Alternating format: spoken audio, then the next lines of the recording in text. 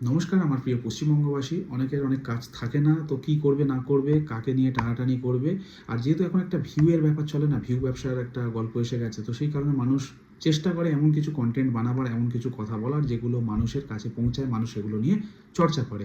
আজকের 9th মে, 25শে বৈশাখ, অন্যরকম একটা দিন। আর আজকের এই দিনেই আমাদের রাজ্যের নবম মুখ্যমন্ত্রী হিসাবে শুভেন্দু অধিকারী শপথ গ্রহণ করছেন। সেখানে অনেক বড় বড় ব্যক্তিত্বরা হাজির রয়েছেন। সেরকম আমাদের বাংলা ফিল্ম ইন্ডাস্ট্রির বেশ কিছু প্রথম সারির মুখ তারাও উপস্থিত রয়েছেন, যাদের মধ্যে উল্লেখযোগ্য প্রসেনজিৎ চট্টোপাধ্যায় এবং জিৎ। এবার এই দুজনের উপস্থিতি নিয়ে একটা রাজনৈতিক রং চড়ানোর চেষ্টা করা হচ্ছে। প্রসেনজিৎ চট্টোপাধ্যায়ের বেশ কিছু পুরানো ছবি, যেখানে তিনি জ্যোতি বসু থেকে শুরু করে মমতা বন্দ্যোপাধ্যায় সবার সঙ্গে তার ছবি রয়েছে, সেই ছবিগুলো নিয়ে অনেকে সার্কুলেট করছেন। ইনি সময় মতন নিজেকে ফিট করে নেন। জিতকে নিয়ে বলছে যে তিনি তৃণমূলের কোনো এরকম সভা বা কোনো রকম ব্যাপারে আসেন না, কিন্তু এখানে চলে গেলেন। তাদেরকে বলি, প্রসেনজিৎ চট্টোপাধ্যায়কে নিয়ে যারা বলছেন, দেখুন, এখানে তারা ইনভাইটেড ইন্ডাস্ট্রির তরফ থেকে, রং দেখে নয়।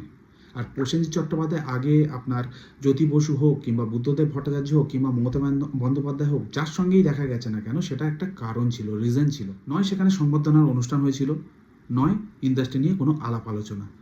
তার বাইরে কখনো পার্টির পতাকা নিয়ে কিংবা পার্টির বক্তৃতার মঞ্চে কিংবা মিছিলে প্রসেনজিৎ চট্টোপাধ্যায়কে দেখেছেন? দেখেননি। সেটা আমি আপনিও করি না। আমরা কোনো দলকে হয়তো মন থেকে ভালোবাসি বা তাকে সাপোর্ট করি, সেইভাবেই তিনি করেন যেরকম আমরা করি। যখন তিনি কোনো পতাকা বা কোনো রকম রং না মেখে ওপেনলি কারোর হয়ে প্রচার করেননি, তখন তাকে অ্যালিগেশন লাগানো যায় না। এবার আসি জিতের কাছে। 2011 সালে যখন ব্রাহ্মণ সরকারকে হারিয়ে মমতা বন্দ্যোপাধ্যায় সরকার, অর্থাৎ তৃণমূল সরকার ক্ষমতায় আসেন, তখন তিনি টুইট করেছিলেন, শুভেচ্ছা বার্তাও পাঠিয়েছিলেন। শুধুমাত্র বিজেপির ক্ষেত্রে না, হ্যাঁ, তিনি কোনো পার্টির মিছিলে যায় না। এখানে তিনি ইনভাইটেড ইন্ডাস্ট্রির একজন গণ্যমান্য ব্যক্তি হিসাবে। এখানে পলিটিক্যাল রং দেখে সে আসেনি। এই যে জিনিসটা গুলিয়ে ফেলা, এটা গুলিয়ে ফেলেছে আগের সরকার। তাই নবান্ন বসেও দলের কথা তিনি বলতেন।